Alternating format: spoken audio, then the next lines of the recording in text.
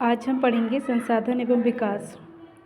आपको पता होगा कि संसाधन किसे कहते हैं। संसाधन वह प्रत्येक वस्तु है जो हमें हमारे लिए भविष्य में उपयोगी हो सकती है, उसको हम क्या कहते हैं? संसाधन।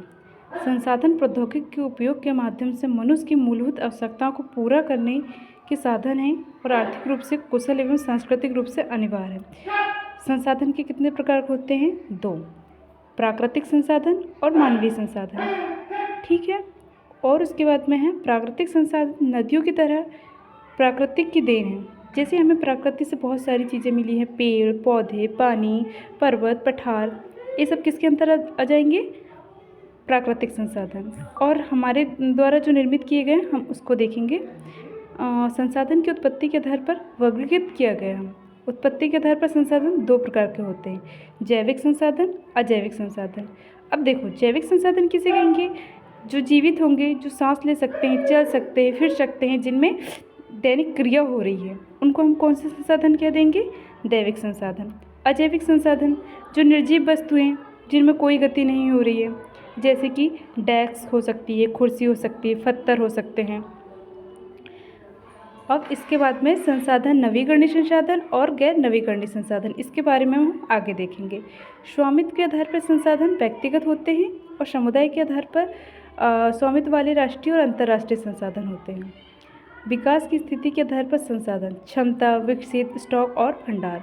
संसाधनों के अत्यधिक उपयोग में ग्लोबल वार्मिंग, ओजोन परत की कमी, पर्यावरण प्रदूषण और भूमि क्षरण जैसी गंभीर वैश्विक समस्या को जन्म दिया है।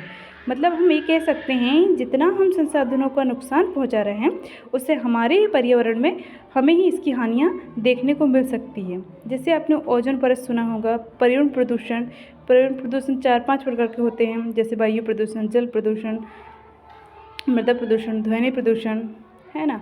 ये समस्या अंतर्राष्ट्रीय समुदायों को चिंता को आकर्षित करती है और एक नई अवधारणा की यानी सतत विकास का उदय का कारण बनती है।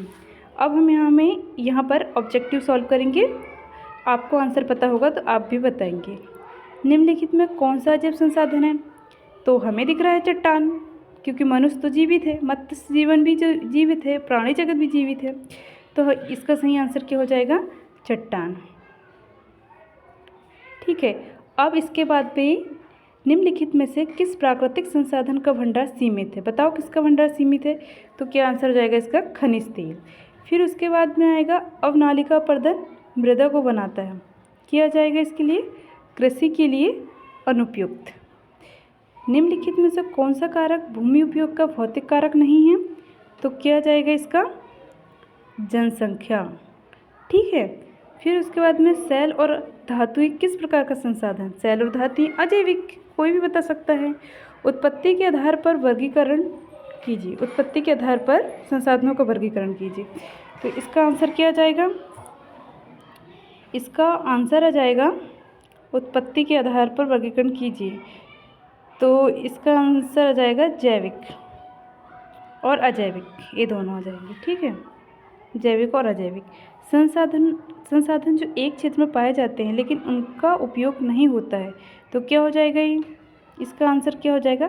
संभव संसाधन। Very good.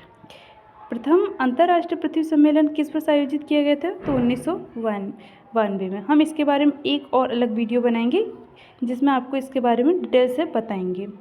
निम्न में से कौन सा कारक भूमि उपयोग का भौतिक कारक नहीं है? तो क्या आ जाएगा इसका आंसर? भूमि उपयोग का कारक नहीं है, तो इसका आंसर आ जाएगा जनसंख्या। फिर इसके बाद में क्या आ जाएगा? निचलन में से बनी मृदा कहलाती है, तो कौन सी मिट्टी हो जाएगी? लेटराइट मृदा। तो आज के लिए इतना ही।